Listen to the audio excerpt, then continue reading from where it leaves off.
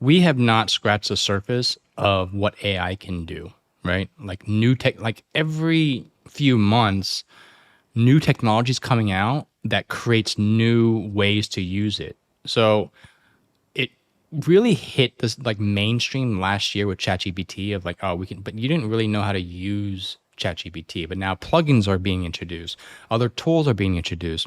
What I see is that we're going to find more unique ways to use AI, and the more solutions we create, the more these ideas will mesh together, just like creativity in general. Like you think of one good idea and then you think of another, you mesh them together, it's a brand new idea. That's what AI is going to do at scale.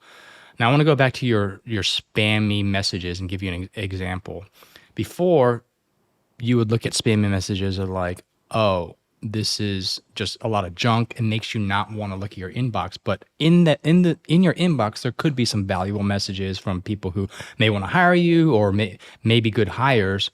There is technology now. We actually have built some technology where you can automate AI to respond to those people and then collect their information into a database, which you can then filter by what's spammy and what's actually valuable.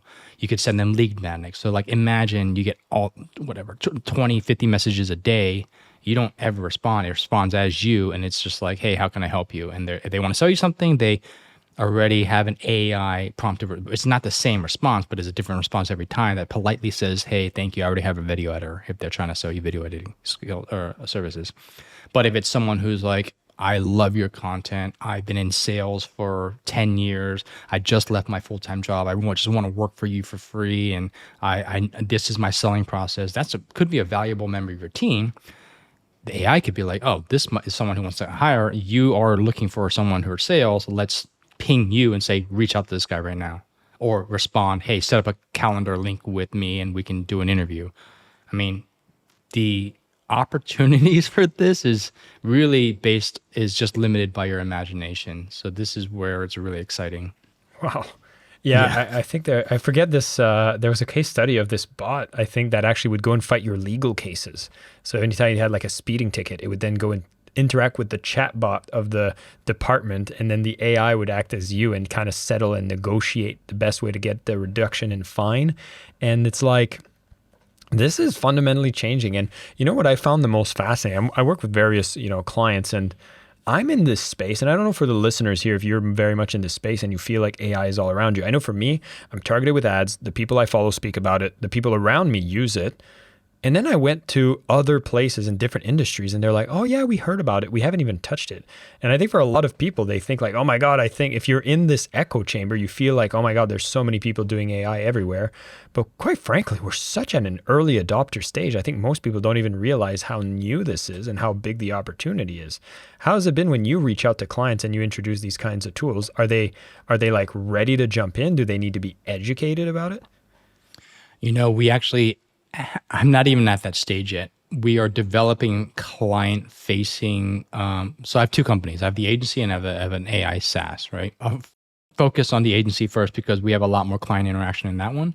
The agency, we do SEO for businesses, and we help them get traffic and leads and clients through their website. We are introducing AI to them slowly just because SEO on its own is really complex. And so just not overwhelm them. We want to slowly leak that in.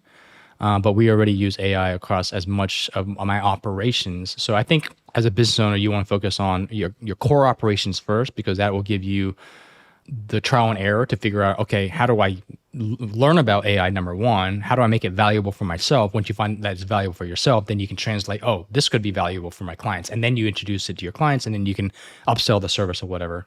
Now, for the AI SaaS, this is a software that is focused more on people who are already into AI or want AI to solve a problem, which is to create articles at scale. And so we don't need to baby step them into the benefits of AI. We just need to show them how the tool works, and they're like, oh my God, this is amazing. And they just jump right in. So there's just two different scopes of the type of people we work with. I love it. Well, speaking of that space of SEO, it feels very interesting with the introduction of AI. And for everybody who's maybe not as familiar, ranking on Google, let's just call it that. But I feel like the whole landscape is going to change. I mean, you are already introducing your tool with AI, and I've seen your tool in play. You can create like thousands of articles within hours around the best quality stuff around any topic or niche at the click of a button, which is just completely different than how people have been operating at it. So, what do you see are some of the things you should be paying attention to if, having search engine optimization and ranking on Google is important to you as a business? Well, we're at the stage right now where you can still get away with creating content and having a team that is all human and not doing any AI. I know some of my friends in the industry are still doing really well, just focus on human writers. They've been, built these processes that they've honed for decades, and they're still doing really well. But I do see that what is happening right now is there's a lot of people who are just like generating thousands and thousands and thousands of articles that are junk with AI tools, and it's flooding the market. But that's always kind of been the case. It's just at a bigger scale now. And so how you should use AI is you do need a core understanding of what makes good articles before you can just print off articles and start writing them if you want to measure different tools. Now, we actually just did a research paper where we reviewed 20 of the top AI tools and measured them. So there's different grading softwares in the industry where you can like see, all right, this is an A or a B or a C in terms of quality. So we measured them across the board, and we're about to put out this research paper. So hopefully it'll help people who are not into SEO pick an AI tool where it's more out of the box and you just, create an article and publish it and get pretty good results. Thank you so much for listening to the Selling with Love podcast. We have some previous episodes you can tune into right here. And if you prefer the short form content where you get to the point in under 10 minutes, we do have a ton of clips from our best episodes that are being shared on this channel as well. So pick which one supports you the most. And of course, thank you for liking, subscribing, and of course, selling with love.